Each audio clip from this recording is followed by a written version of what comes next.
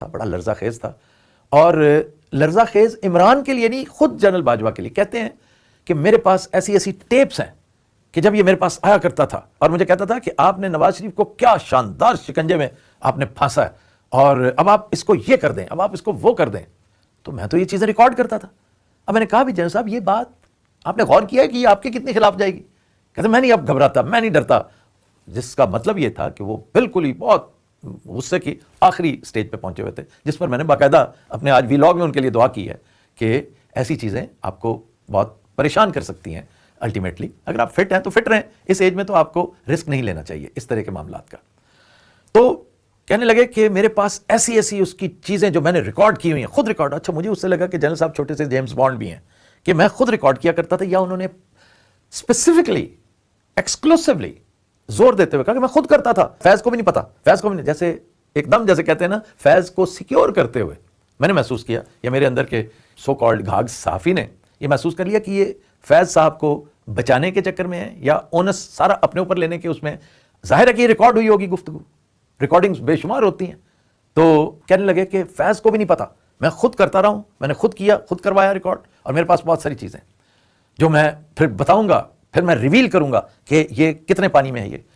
میں نے کہا جنرل صاحب، بڑے افسوس سے میں نے مثال دی کہ جو آڈیو اس کی لیک ہوئی ہے کچھ عرصہ پہلے، مجھے بہت دکھ ہوا، بڑی شرم آئی وہ باتیں سن کر، وہ سچی ہیں جھوٹی ہیں جو بھی ہیں، لیکن بیڈ ٹیسٹ ہے میرا۔ اس نے اس کا بال بھی بانکا نہیں کیا، وہ جو ہے سو ہے، سب کے سامنے ہے، پہلے وہ کیا ہوتا تھا اب کیا ہے پوری دنیا جانتی ہے۔ وہ اگر اس سے نہیں گھبرایا تو اس سے کیا ڈرے گا؟ اور دوسرا میں نے پھر ریپیٹ کرتے ہوئے نے کہا کہ اس سے نقصان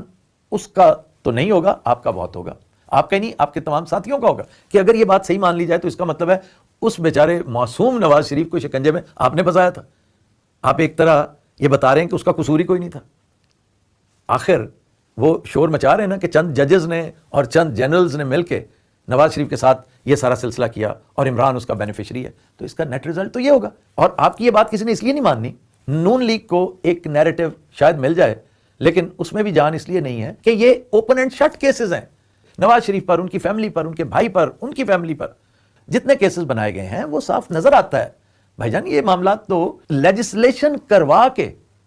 آپ آف دا ہک ہوئے ہیں، اس لیے لوگوں کو ان چیزوں کا پتہ ہے۔ تو آپ ایک دفعہ پھر غور کیجئے گا کہ یہ چیزیں جنہیں آپ کہہ رہے ہیں، پھر اسٹیٹ سیکرٹس کا انہوں نے کچھ تذکرہ کیا، اس پر بھی وہ کچھ کہنا چاہ رہے تھے، میں زیادہ ڈیٹیلز میں نہیں جاتا۔ تو یہ ایسی ایک فضول سی بحث شروع ہو گئی ہے جس کا خام خواہ مجھے اس کے بیچ میں اپنے آپ کو رگیدنا پڑا۔ میں نے یہی بات ان سو مینی ورڈز خان صاحب کے بھی گوش گزار کر دی ہے، اور خان صاحب نے اس کے آگے جو ریئیکٹ کیا جس طرح، وہ اسی طرح تھا جیسا میں ایکسپیکٹ کر رہا تھا۔ وہ کہنے لگے کہ اسے کہو کہ جتنا زیادہ اور شور مچانا چاہے مچا لے،